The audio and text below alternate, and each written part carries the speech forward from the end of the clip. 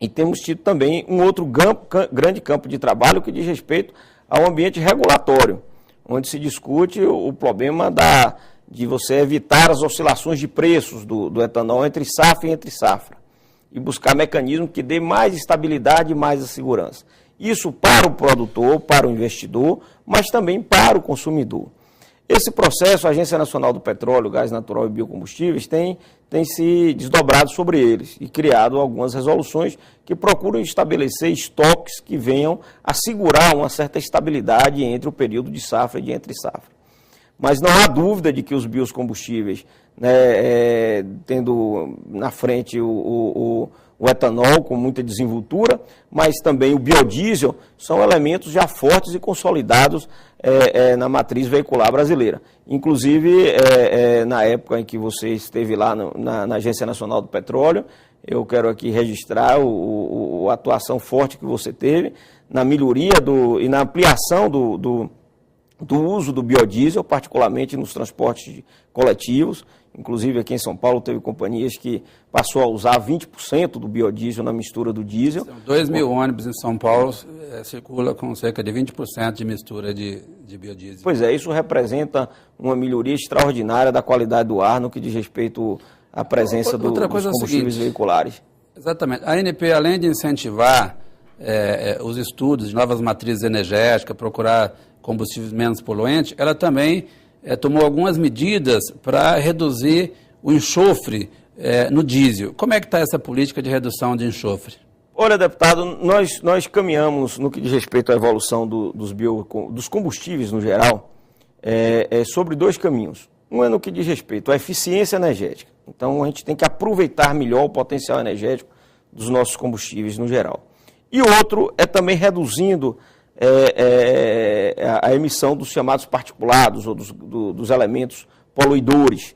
Não é? Sobre esse sentido, nós estamos caminhando relativamente bem. Nós saímos de um cenário, para você ter uma ideia do diesel, de lá na década de 70, nós temos um diesel com 13.000 ppm de enxofre.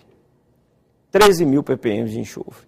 Quer dizer, e hoje nós estamos chegando a um diesel aí de 10 ppm de enxofre. 10, de 13.000 para 10. Isso é uma evolução extraordinária sobre a qualidade do diesel, dos hidrocarbonetos, do diesel feito do petróleo. Então, a ideia de que o petróleo é poluidor e sempre vai ser muito poluidor, a tecnologia e a evolução vai mostrando que ele vai melhorando, ele vai diminuindo o seu poder de poluição. Quando você faz uma comparação... Os hidrocarbonetos têm demonstrado isso no caso da redução do teor de enxofre. Quando você faz uma comparação com o restante do mundo, a Europa, por exemplo, qual é o percentual que é utilizado hoje na Europa? Está em torno de 10% também? No caso do biodiesel, eles têm um percentual alto também. Mas, não, eles têm um combustível nessa faixa aí de 10 ppm de enxofre também.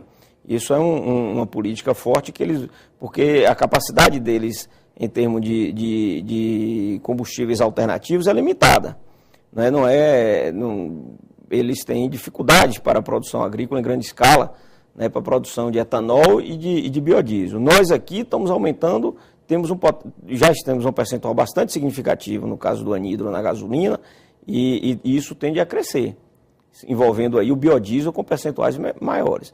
Já se fala aí em 10%, 15%, já há testes no Brasil que dão segurança de que se você misturar 20%, não há nenhum problema nos motores. Então, nós temos uma perspectiva muito boa, não só na melhoria dos hidrocarbonetos em si, como combustível, mas no aumento do percentual dos biocombustíveis nessas misturas. Porque a evolução também, nobre deputado, ela segue não um substituindo ao outro diretamente e plenamente, mas complementando, aumentando a sua participação nas misturas. Esse é o caminho que o Brasil está escolhendo e é um caminho de certo sucesso. Os europeus têm uma outra política, eles têm um custo muito mais alto na produção de biodiesel, mas, sem sombra de dúvida, também é um desafio para eles, porque isso está associado à questão da segurança energética para eles. Muitos países da Europa não têm petróleo também e dependem de importação desses produtos, e por uma questão de segurança energética eles precisam ter outras fontes complementares. Nós temos uma matriz, portanto, bastante diversificada, que nos dá essa segurança energética, e que vem melhorando muito a sua qualidade. Francisco, Eu rodo muito por aí e as pessoas às vezes me abordam, até porque eu também fui dirigente da Agência Nacional do Petróleo, sobre essa questão dos preços. O pessoal pergunta, mas deputado, descobriu o pré-sal e o preço não baixa e tal, essa coisa. Qual é a perspectiva? Tem perspectiva de baixar o preço do combustível nesse próximo período? Pois é, olha, os preços é sempre um certo desafio, porque no regime que nós temos aqui no Brasil, os preços são liberados. O governo, não, ao contrário do que volta e meia a gente ouve por aí na imprensa, o governo não tem controle dos preços. A lei não permite o governo tabelar preço, nem impedir alta de preço. A lei não permite isso. Um período recente que era tabelado, né? No governo militar foi. Isso. O governo era todo controlado, então não podia subir. O sujeito comprava, ele já sabia quanto ele ia ganhar e quanto ele ia vender e pronto. Era assim que era bem estabelecido. Esse cenário se mostrou com muitas dificuldades de desenvolvimento da indústria. Não é? Porque os preços liberados, eles acabam por influenciar na chamada eficiência econômica do sistema capitalista. Então, sobre a lógica do sistema capitalista, ele tem uma relevância muito grande. Agora, nós monitoramos os preços. Os preços são liberados, mas são monitorados. Então, a Agência Nacional do Petróleo, ela faz a pesquisa de preço semanal nos principais mercados consumidores do Brasil e analisa os preços de compra e os preços de venda dos produtos. E, a partir daí, estuda eventuais anormalidades que possam ocorrer nesse mercado. Não é? Mas é sempre um desafio muito grande a questão que envolve os preços. O próprio CAD, que ligado ao Ministério da Justiça, que cuida do estudo do mercado e coíbe a concentração desse mercado, a formação de monopólio, a formação de cartel, etc., ele foi todo reestruturado recentemente. Fizemos um convênio com ele também recentemente para aproximarmos mais ainda o trabalho da agência do trabalho do CAD, para que a gente consiga cada vez mais estimular a competitividade no setor.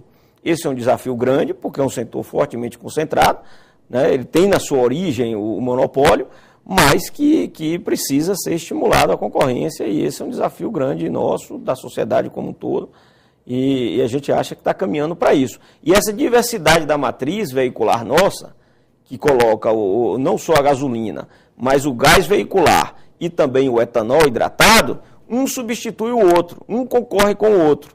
Esses elementos, esses três produtos, tendo oferta plana no nosso mercado, eles vão jogar um papel muito grande nesse ambiente concorrencial e equilibrar os preços. Você não tem a dúvida disso. Um dos elementos que impede, muitas vezes, a alta de preços da gasolina, sem dúvida, a possibilidade do etanol hidratado comer o mercado da gasolina. Né? E o carro flex, e mesmo o carro que pode usar o gás natural, o etanol e também a gasolina, que foi uma grande revolução tecnológica, ele vai permitir o cidadão e o consumidor tomar essa decisão. E, sem dúvida nenhuma, o preço vai ser importante para ele, e ele vai optar pelo mais barato, que for mais eficiente para ele, proporcionando, assim, uma competição maior. Eu sou um entusiasta com o modelo nosso, acho que nós vamos, no médio prazo, aí, avançar para um cenário de razoabilidade cada vez maior dos preços. Muito bem, o Assembleia Convida vai fazer um pequeno intervalo, voltamos já.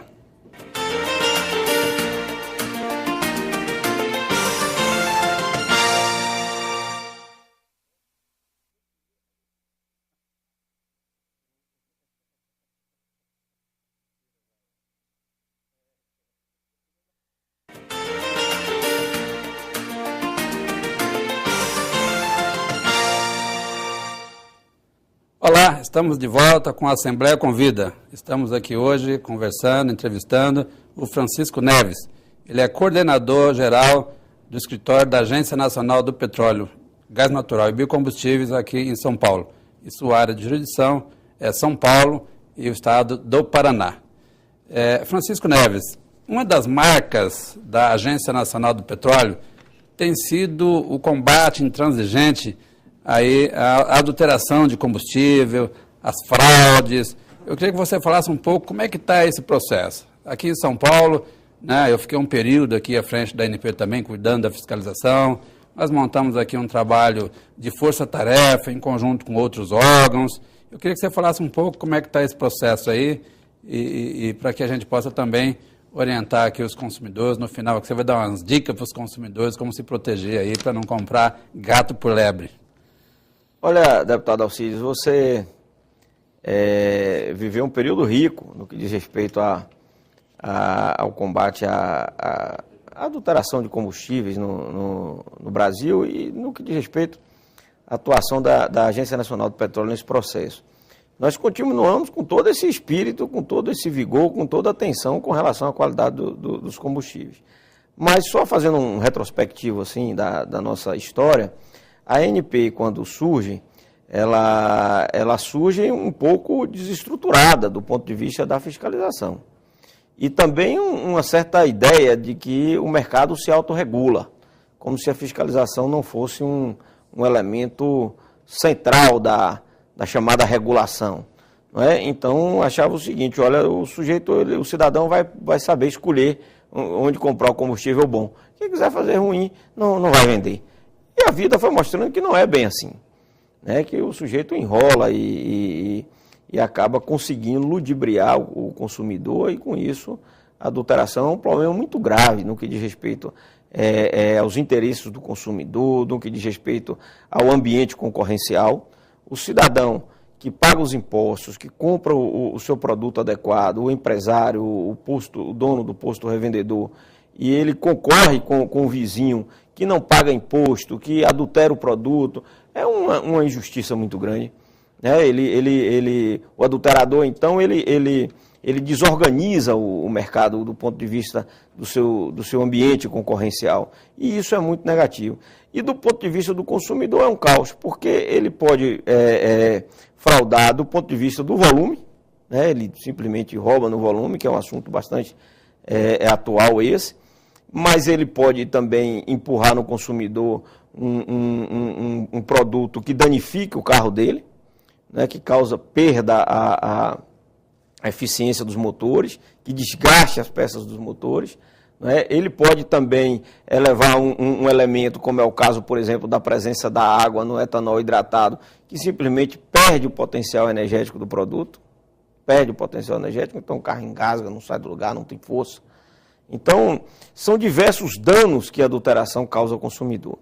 Esse cenário vinha bastante desorganizado no Brasil em geral e particularmente aqui em São Paulo, né? Lá por volta de 2006, 2007, quando, então, a agência passa a enfrentar o problema com outro olhar, fortalece a estrutura de fiscalização, cria uma superintendência específica para isso.